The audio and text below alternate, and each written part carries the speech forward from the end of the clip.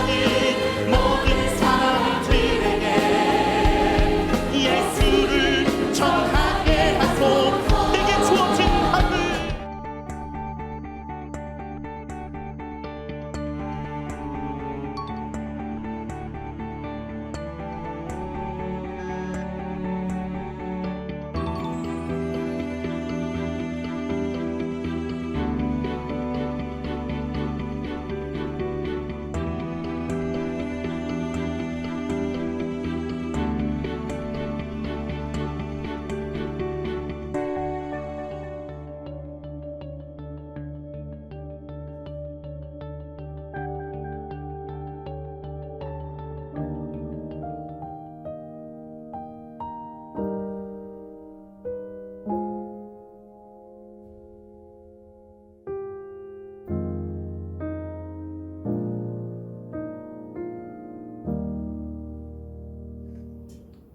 다같이 사도신경하심으로 화요일 새벽 예배를 하나님께 드리시겠습니다. 나는 전능하신 아버지 하나님 천지의 창조주를 믿습니다. 나는 그의 유일하신 아들 우리 주 예수 그리스도를 믿습니다. 그는 성령으로 잉태되어 동정녀 마리아에게서 나시고 본디오 빌라도에게 고난을 받아 십자가에 못 박혀 죽으시고 장사된 지 사흘 만에 죽은 자 가운데서 다시 살아나셨으며 하늘에 오르시어 전능하신 아버지 하나님 우편에 앉아 계시다가 거기로부터 살아있는 자와 죽은 자를 심판하러 오십니다. 나는 성령을 믿으며 거룩한 공교회와 성도의 교제와 죄를 용서받는 것과 몸의 부활과 영생을 믿습니다. 아멘. 찬송가 364장입니다. 찬송가 364장입니다.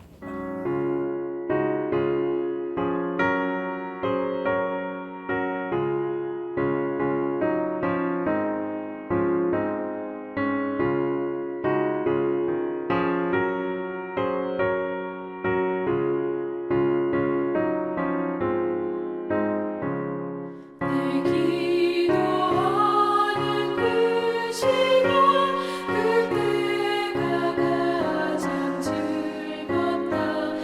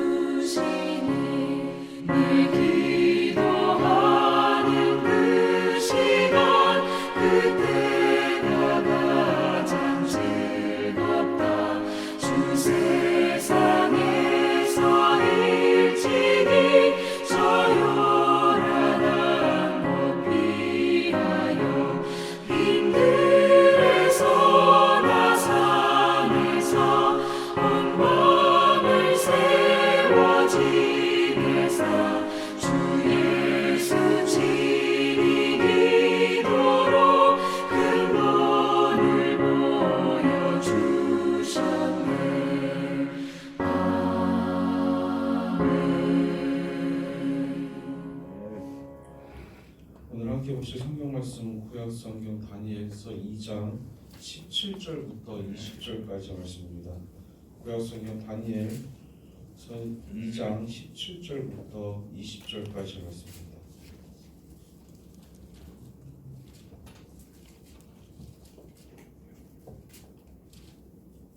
다 같이 한 목소리로 합독하시겠습니다. 이에 다니엘이 자기 집으로 돌아가서 그 친구 하나냐와 미사엘과 아스라에게 그 일을 알리고 하늘에 계신 하나님이 이 은밀한 일에 대하여 불쌍히 여기사 다니엘과 친구들이 바벨론의 다른 제자들과 함께 주님을 당하지 않게 하시기를 그들로 하여금 구하게 하니라. 이에 이 은밀한 것이 밤의 환상으로 다니엘에게 나타나 보이매 다니엘이 하늘에 계신 하나님을 찬송하니라. 다니엘이 말하되 영원부터 영원까지 하나님의 이름을 찬송할 것은 지혜와 능력이 그에게 있음이로다. 아멘. 이 새벽 하루의 첫 시간을 주님께 드리고자 주님을 사랑하는 마음으로 이 자리에 나오신 여러분을 주님으로 축복합니다. 오늘도 주님께서 주시는 새 힘으로 승리하시는 귀한 하루가 되시기를 소망합니다. 오늘 본문의 말씀을 통해서 함께 나누려고 하는 것은 다니엘이 아무것도 확신할 수 없는 상황에서도 믿음의 선포를 할 수 있었던 것, 그 선포를 할 수 있었던 것은 하나님을 믿는 믿음과 기도할 수 있는 기도의 동역자들이 있었기 때문이라는 것과 또 하나님의 자녀인 우리는 우리 앞에 놓인 문제를 믿음으로 먼저 기도하는 사람이 되자고 오늘 본문의 말씀을 정했습니다. 우리는 이미 다니엘에 대해서 너무 많이 알고 계실 겁니다. 다니엘은 바벨론이 이스라엘을 침략했을 때 이스라엘의 지혜로운 청년들, 소년들을 데려다가 뼛속까지 바벨론 사람으로 만들려고 했던 프로젝트에 뽑혀갔던 사람이 바로 다니엘과 그의 친구들이었습니다. 그곳에서 왕이 주는 바벨론의 문화와 언어를 익히고 왕이 주는 음식들을 먹어야 했습니다. 다니엘은 그가 처한 상황은 인정하되 우상에게 바쳤던 음식들, 그들의 음식만 먹을 수 없었던 다니엘은 몇몇 뜻이 많은 친구들과 함께 왕의 음식을 거부하였습니다. 그리고 얼마 후 그들의 얼굴은 더욱더 아름다워졌고 살이 윤택하여져서 왕의 음식을 먹었던 다른 소년들보다 더 좋았다고 성경에서 다니엘서 1장에서 이야기합니다. 더욱이 우리에게 도전이 되는 것은 그들의 당시 나이가 우리 여러분들 그리고 우리의 자녀들의 나이 또래였다는 것입니다. 그들의 모습을 봤을 때 우리가 알아야 될 것은 신앙에는 절대 나이가 필요 없다라는 것과 나이가 어려도 얼마든지 믿음의 결단을 할 수 있고 큰 믿음을 소유할 수 있다는 것입니다. 반대로 나이가 많아도 얼마든지 믿음의 결단을 할 수 있고 그 믿음을 통하여 큰 믿음을 소유할 수 있음을 우리는 아셔야 되는 것입니다. 오늘의 말씀은 다니엘과 그 친구들의 또 다른 이야기가 바로 오늘 본문의 말씀입니다. 느부갓네살 왕은 하루 무언가 좋지 않은 기분이 나쁜 꿈을 꿉니다. 근데 꿈의 내용도 기억이 나지 않기 때문에 그 뜻이 무엇인지 느부갓네살 왕은 더욱더 알 수가 없었습니다.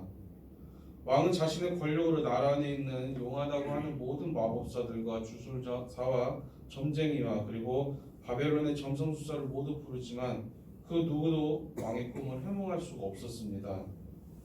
그들은 왕이 어떤 꿈을 꾸었는지 꿈의 내용을 알아야 해석할 텐데 왕은 그가 꾸었던 꿈의 내용부터 맞추라고 하니 그들은 당황스러울 수밖에 없었습니다.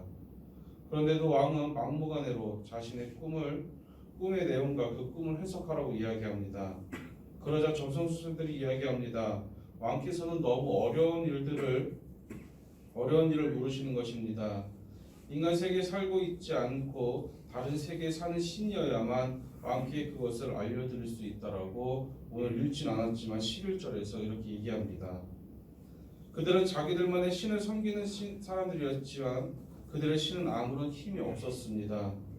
그런 이런 위기 상황에서 그들은 왕을 위해서 해줄 수도 없었고 그들이 믿는 신은 그들을 위해서 아무것도 해줄 수가 없었습니다. 그들 스스로도 그들의 신은 아무 소용이 없음을 고백한 것이나 마찬가지입니다. 이 일로 인해서 느부갓네살 왕은 화가 치밀어 올라 바벨론의 지혜에 있다는 모든 사람을 죽이라는 명령을 내리기 시작합니다. 난데없이 바벨론으로 끌려가 교육을 받던 이스라엘의 지혜 있는 소년들 역시 죽을 위기에 놓이게 됩니다.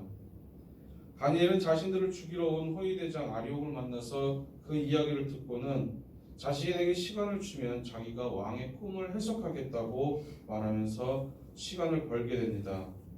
일반적으로 보면 말도 안 되는 상황이었고 너무나도 무책임하고 대책이 없는 말이기도 합니다. 다니엘은 지혜로운 소년이었을 뿐 예언가도 아니었고 해몽가도 아니었고 영적인 은사나 능력이 있는 사람도 아니었습니다. 그런 그가 왕의 꿈을 해몽하겠다고 하니 이것이 얼마나 무책임한 일이 아닐 수는 없었습니다. 막무가내로 자신이 꿈을 해몽하겠다고 장담했지만 다니엘에게는 어떠한 큰 뾰족한 수가 있었던 것이 아니었습니다. 너무나도 막막하였고 너무나도 어떻게 할지 고민하였던 다니엘은 그의 마음속에 있는 것 단 하나, 그의 믿음을 가지고 자신의 친구들에게 다가가서 기도를 요청합니다. 다니엘은 하나님은 못하시는 것이 없는 분이며 기도할 때 응답하시는 분이며 당신의 백성을 이방 땅에서 허무하게 죽게 하시는 분이 아님을 믿었던 것입니다. 그들은 압박하는 이방의 왕들의 지혜와 능력이 우리 하나님의 지혜와 능력을 따라오지 못하고 하나님의 지혜와 능력이 가장 높고 위대한 것을 알았기에 답이 없는 상황에서도 조금은 무모하였지만 담대하게 나아갈 수 있었던 것입니다. 그리고 집으로 돌아와서 그의 친구들에게 이 사실을 나눕니다. 그리고 전혀 실마리조차 알 수 없는 문제를 놓고 기도하는데 그들은 함께 기도하기 시작합니다. 다니엘과 친구들의 기도를 시작하자 하나님은 밤의 환상으로 다니엘에게 그의 해답을 보여주셨습니다. 너무나도 감사했던 다니엘은 하나님을 찬양합니다. 믿음의 동역자들이 함께 기도할 때 하나님께서 비로소 응답하여 주신 것입니다. 하나님의 뜻과 영광을 위해서 기도하는 이들의 기도를 하나님이 못 들은 채 하실 리가 절대 없다라는 것입니다.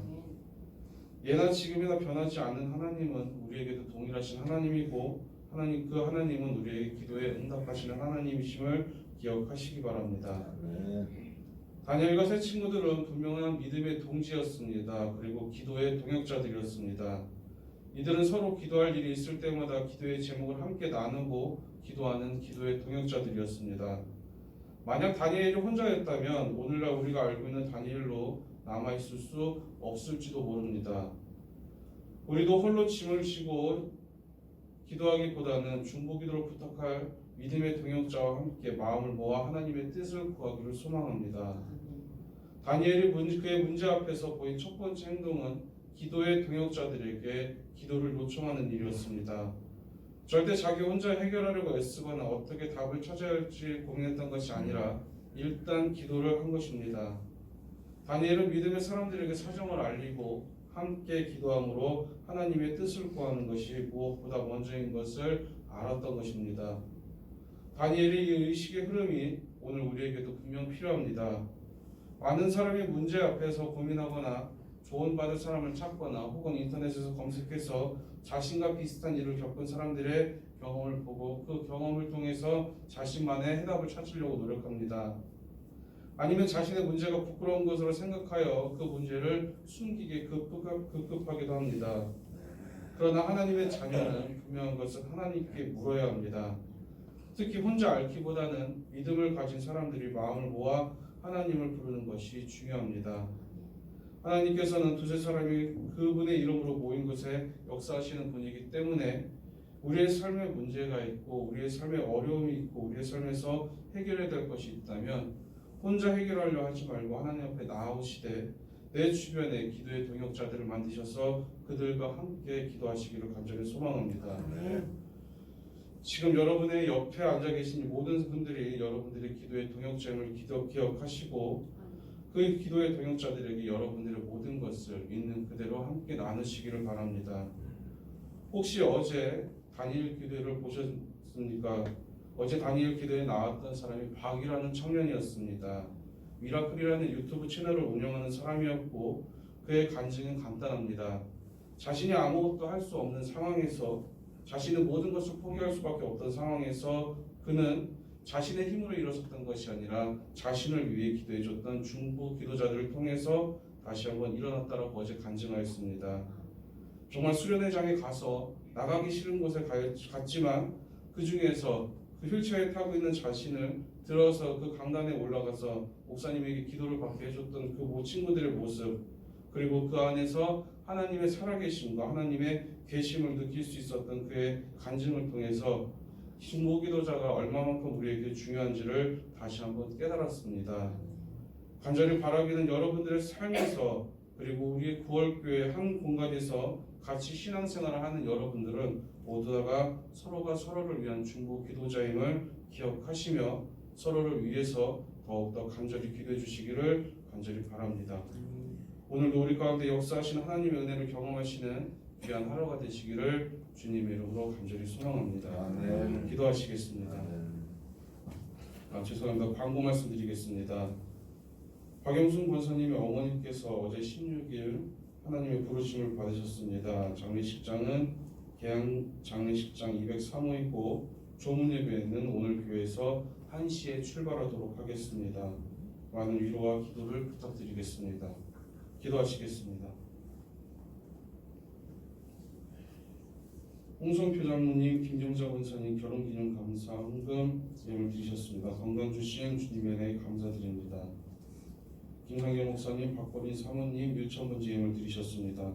담임 목사님 가정에서 1,000번째 예물 드리셨습니다. 조승현 집사님, 조하은 학생, 조하랑 어린이 1,000번째 예물 드리셨습니다. 살아계셔서 역사하시는 사랑과 은혜가 충만하신 하나님 아버지 감사합니다. 오늘도 아침에 주님의 전에 나와서 찬송과 말씀으로 그리고 기도로 하루를 시작할 수 있도록 지키시고 인도하여 주신 주님 감사합니다. 오늘 함께 나눈 말씀처럼 주님의 사랑을 우리의 마음에 품고 서로 시기하며 질투하며 미워하기보다는 서로가 서로에게 귀한 기도의 동역자, 중보기도자가 되어 하나님께 영광 돌리기에 부족함이 없는 우리의 귀하고 복된 삶이 되게 하여 주실 것을 믿고 감사드립니다.